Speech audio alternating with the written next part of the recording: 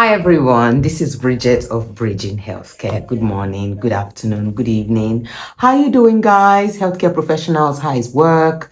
How is life generally? And we're about to hit the middle of the year. Can you imagine? When did we say Happy New Year? And it's nearly June. I'm excited anyway. If you've been making some progress, this is the best time to take stock of yourself. Since January till now, what have you achieved? What have you done with yourself? Have you been so busy with work? Oh, I've had too many shifts, and then my off day I use it to rest. And you've not studied, you've not done anything to improve yourself. You are running behind. But you've got me here to just remind you that if you say you've not got time, you chose not to have time, because there are many courses that you can do with little time. There are many experiences that you can do with little time. So today I want to talk about something I don't think I've talked about it before, and it's something that helps healthcare professionals to be better at what they do. It has helped me in my journey, and I think it will help you in your journey. So give it that you're already in the field, you're already doing your work, you are either in compliance, you're a nurse, you're a doctor, you're a healthcare worker, you're a support worker, and you have a little bit of spare time, even if it's just 1 hour a week, it will be very beneficial for you to volunteer. You know what volunteer opportunity does? It's a no judgment, no pressure kind of thing. You will get first-hand experience. You get to grow. You get to meet people on a deeper level. It also builds motivation. It also builds passion. It also builds compassion. Because when you are doing something and you're not doing it for money, you're not going to grudgingly do it. You will do it because you really want to do it. Most of those, when I volunteer, volunteering as a healthcare assistant or in the health and social care space has given me so much satisfaction, not just in this country, in different parts of the world. And it's one of the things that fueled my passion, my compassion. I always ask healthcare professionals that are burnt out, those that are tired from work, that feel frustrated, and they're just thinking I would just be taking it one shift at a time. You know how to get out of that rat race? Volunteer. Honestly, volunteer. And there are so many opportunities to volunteer. You can volunteer in seniors' homes, care homes. You can volunteer in day centers. You can volunteer with children. You can volunteer in your church to work with elderly or to work with children.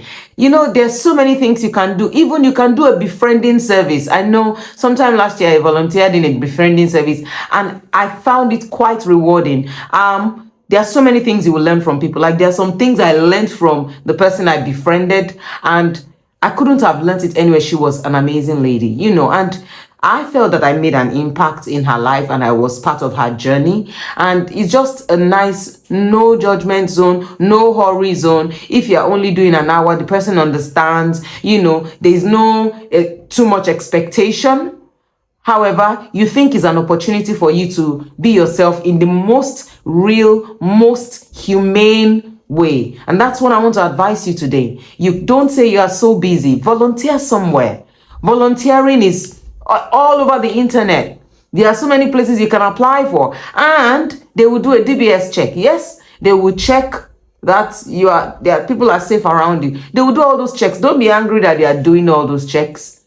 Let them do the checks, and then have their ID card or something, and have it on your record that you volunteer, and be consistent about it. And with volunteering service, you don't have to say, well, I will only volunteer when I'm free. No, you can make it very planned. I volunteer every third Friday of the month for 1 hour. That's enough.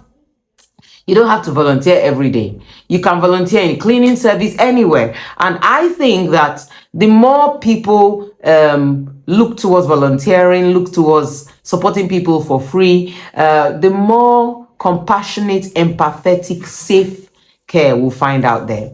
So this is Bridget, and this is Bridging Healthcare. And this is what I really wanted, and I want you to consider it. In 2022, I started volunteering with Age UK, and I've also volunteered in church here and there. And honestly, I also made attempts with Autism Institute. They were some of the best things I've done, So find a volunteering service near you. And even if it is counseling, even if it is befriending, like talking on the phone. Some people, they are so alone. There's nobody to talk to, even if it is just virtual befriending. You don't know the impact you are making in that person's life. And you don't know how good you are until you have an opportunity to share who you are, to be a positive voice to somebody, to be that person that person will always say, well, I didn't know her that much, but the little time I spent with her, it lifted my spirit. Volunteering made me like pets. Yeah. It made me, because I used to volunteer with someone that had so many pets, and they will always come around you. And then I learned to, enjoy them as well. So if you don't have ideas of options, check in the description below, but you can go online and Google it and you'll find what makes you tick. So this is Bridget and this is Bridging Healthcare. I want to hear who you have who you have gone to, which company you have tried. If you volunteer, share your story with me and I'm going to be here to cheer you on and to celebrate you. Thank you so much for coming again and again, and let us continue. See you in the next one. Bye.